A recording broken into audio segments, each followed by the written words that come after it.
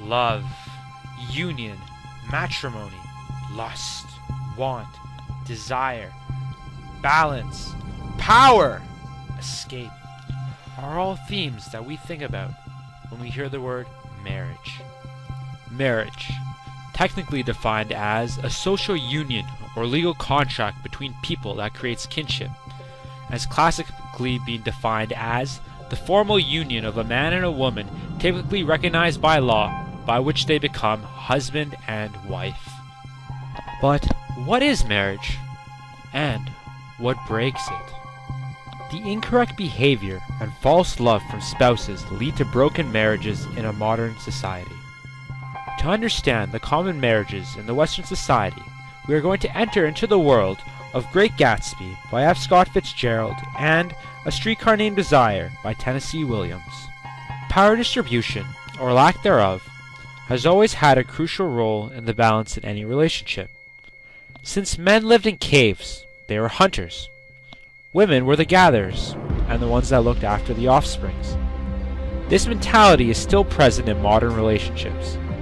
In A Streetcar Named Desire, when Stella tries to tell Stan how to treat Blanche, Stan's primitive hunter ego gets the better of him, responding, "Since when do you give me orders?" Stan's power over Stella is demonstrated again in Chapter 4, when Stella says, "Stanley doesn't give me a regular allowance. He likes to pay bills himself." In The Great Gatsby, Tom and Daisy's relationship are very similar to Stella's and Stanley's.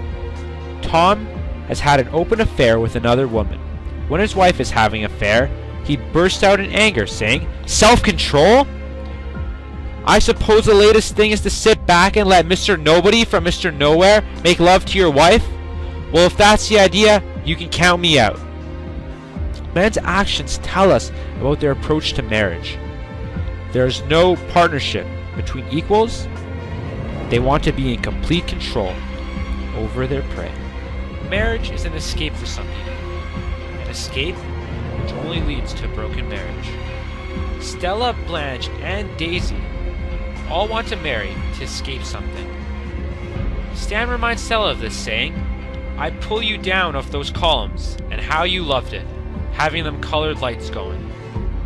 Stella's attraction to Stanley is more than just his intense masculinity.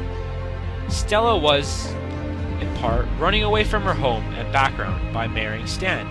It was as much about the escape as anything else. Blanche speaks about marriage, saying, "I want to rest. I want to breathe quietly again. Yes, I want Mitch. Very badly. Just think of it, if it happens. I can leave here and not be anyone's problem." Blanche wants to use marriage as an escape, just like Stella did.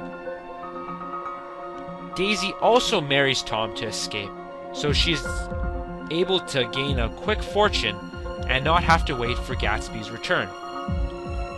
But if you run, unhappiness will catch you. But if you stay, it will engulf you. Jealousy, desire, and lust have a huge contribution to the destruction of marriage. Stan throughout the play has the desire and lust for Blanche. He ensures that her bed is close to their room, and he also says that he was on to Blanche from the start. At the end of the play, he inevitably rapes her when his wife is in labor. Infidelity at the most important point in his life. Blanche even comments on deadly desire, stating, "What are you talking about? Is brutal desire? Just desire. The name of that rattle-trap streetcar that bangs through the corner, up one narrow street and down the other." Gatsby shares Stanley's desire, while Tom shares his lust. Gatsby dedicated his life to the pursuit of Daisy's heart, even though she is married. He gained money unlawfully and he hosts extravagant parties to gain the love of Daisy. Oppositely, Tom, since the start of marriage, was unfaithful to his wife because of his lust. He too was unfaithful the day that Daisy was having a child. This desire and lust destroyed every relationship in the novel, causing harm and destroying lives of others. As commonly depicted in popular literature, Married couples have had broken relationships for distinct reasons. Marriage as an escape, jealousy and desire, and the one-sided balance of power are all strong contributing factors to broken marriages. As time passes, the false love from their spouse will eventually be revealed, and the marriage, like any great empire, will fall to ruin. The question now is, what will make marriages last? And what will you do in your relations with others?